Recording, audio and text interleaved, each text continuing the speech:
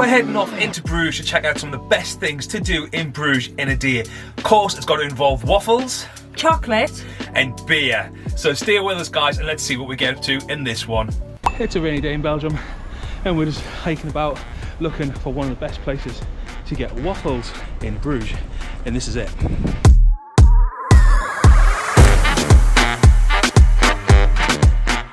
So why are we in the House of Waffles? Because we wanted some waffles. Because Steve done the research yesterday and found out this was the best place to come for waffles in Bruges, so we're here. And we've just walked in, no reservations, early in the morning. They do savoury, they do sweet, and they do any amount of coffees and drinks. Beautiful setting and excellent customer service. Been really nice so far. Poor Tracy's starving, so. Yeah. Poor Tracy's starving. The House of Waffles by far had the best menu I'd seen in Bruges for waffles. From the sweet to the savoury, it was absolutely perfect. This place is dialed in and they do amazing food.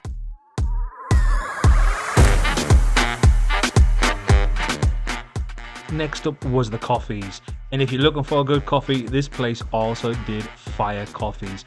This here was the Apollo Loco, and it was absolutely fire. I went, of course, for the BLT, which was absolutely unbelievable.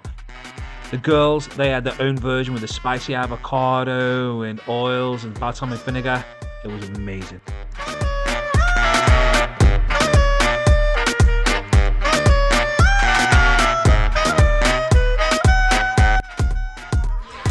Waffle. Really good. It's by itself good. This one, it's on sweet, salted flavour. It's like the sauce with tomatoes in it. Oh, it's so good, so good.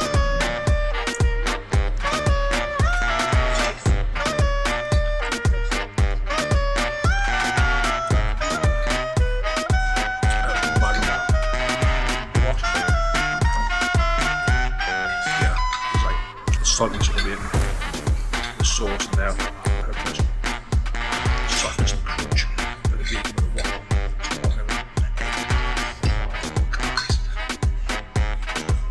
Oh, guys, that food was so Absolutely fantastic. Fire, as you would say. I've never had anything like it. So many different flavours going on. And absolutely love it. Well, you can see. Yeah. Plates are empty. Oh yeah. That says it all. Now, normally, I mean, we always enjoy food when we work places, but food sort of tastes nice, and you're like, oh, it's nice. It's not until you get like an attack of the taste senses. Is it like this? Like, this was an assault on the senses of taste, but it was the best assault. It was like, if there's a good thing as an assault, this was it. It was like GBH.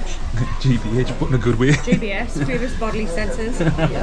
But like gastro bodily senses were hit hard, and it was amazing. You're getting dessert. Waffles. We're getting sweet ones to go. Well guys, that was a House of Waffles.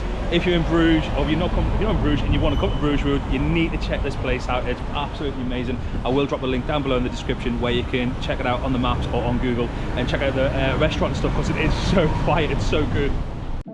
After the best breakfast ever, the mission was to explore Bruges and discover the most amazing chocolate and sweet shop we could find in Bruges. Torture Museum. Should you go and get your head there?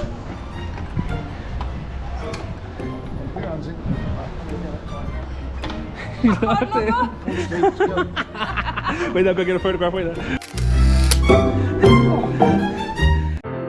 Welcome to La Belgique Gourmand. This is an emporium of perfection, the finest chocolate purveyors we could find. Look at these guys. Sweets. Yeah. Let's go inside. We made our way into this grand and fine shop, which was just outstanding, from its chocolate fountains to its finest chocolates, its macaroons, and of course the many different sweets. This place was beautifully decorated. Just visiting this place is a must, just to see what it's like inside. Absolutely stunning, and a place I will definitely come back to.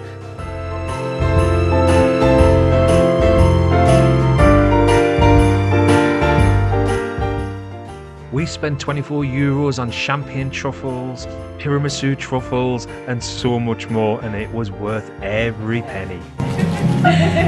Would you like to have it back for me? Yes, please, yeah. I love you. Thanks,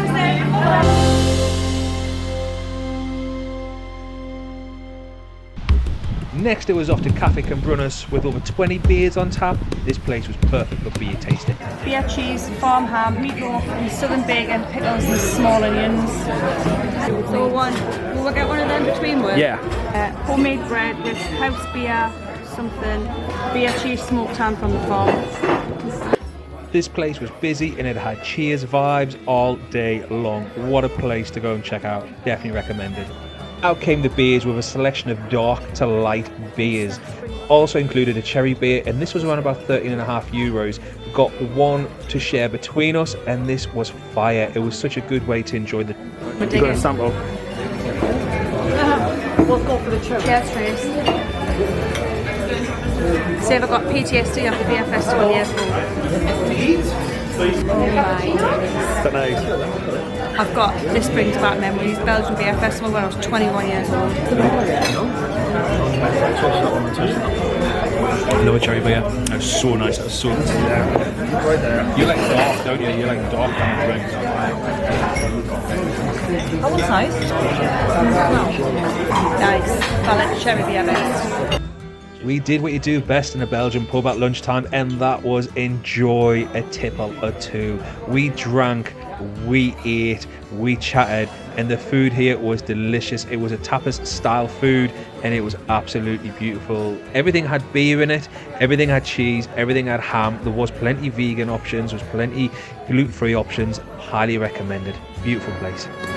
Once we filled our bellies on the finest food and drinks we could find in Bruges, it was off to find an ancient crypt and discover a little bit more of Bruges and try and find another bar.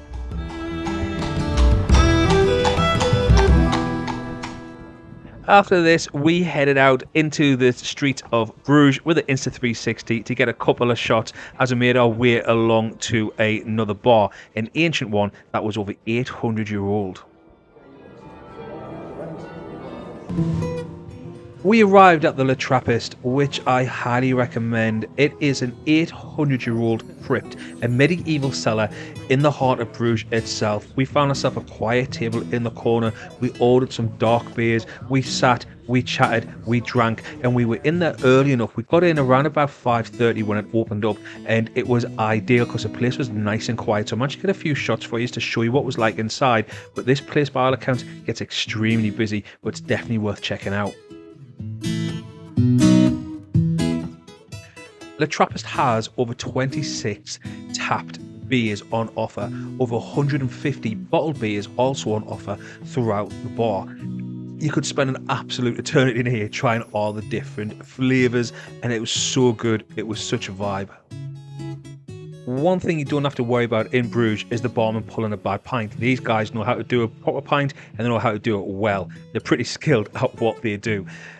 Drinks wise, price wise, it was the cheapest bar that we found. What we didn't show you is we tried a couple of bars before this one. This was one of the best. As you can tell, we're recording this after the fact we've been in there, because when we went in there it was daylight and now it is dark when we come out. But this is the entrance. I've got to show you this. So in this little street here, you come across here. It's a sign downstairs.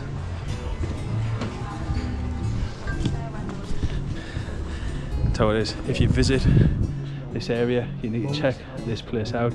It is so relaxed. It's probably one of the cheapest bars we've been in so far. Would you say, well, that was probably the cheapest bar we've been in so far? Yes, Cost? actually, Yeah, the cheapest. Yeah. The price wise, it's the cheapest, and the probably the nicest. Best atmosphere is much more chilled and everything. Brilliant. I mean, the food one we got was amazing today, but that was definitely highly recommended. Definitely check it out. For me, the best food today was House of Waffles. Yeah. Absolutely fantastic. Yeah. And the best atmosphere for beer Was there? Park, Yeah. that one there. Absolutely fantastic. Right, these are all a little bit sozzle, so I'm gonna rock just a little bit. we decided it was about time to make our way back to our van as we walked through the romantic streets, past all the canals and the beautifully lit city. Bruges at night is absolutely stunning. It felt safe. Is it safe? I don't know. I don't live here, but we had a great time. Bruges. I hope you've enjoyed this one. That is the best things to do in Bruges if you're visiting, and hopefully you will visit and kind of follow in our footsteps and stuff like that. Tomorrow we head off into France, so stay with us for next week's adventure as we see what we get up to there. As we make our way down to Biarritz and Hossegor and into Spain, looking for the most epic surf, Can't wait. wine and cheese and croissants and Spanish food. And everything. Oh, and these two happy kids are having the time of their lives. Little do they know their world's about to come crashing down on them in next week's vlog when we hit a major disaster which could put an end to our van life permanently. As I record this right now, I'm not going to tell you where we are, but the van's still not fixed. We still don't know what's going to happen, and we're living in a vehicle that won't go nowhere. Next week, it's going to get real. Just to recap, you can't come to the air where we are because it's privately owned by the French authorities. So the breakdown cover that I've got, you won't come and get me.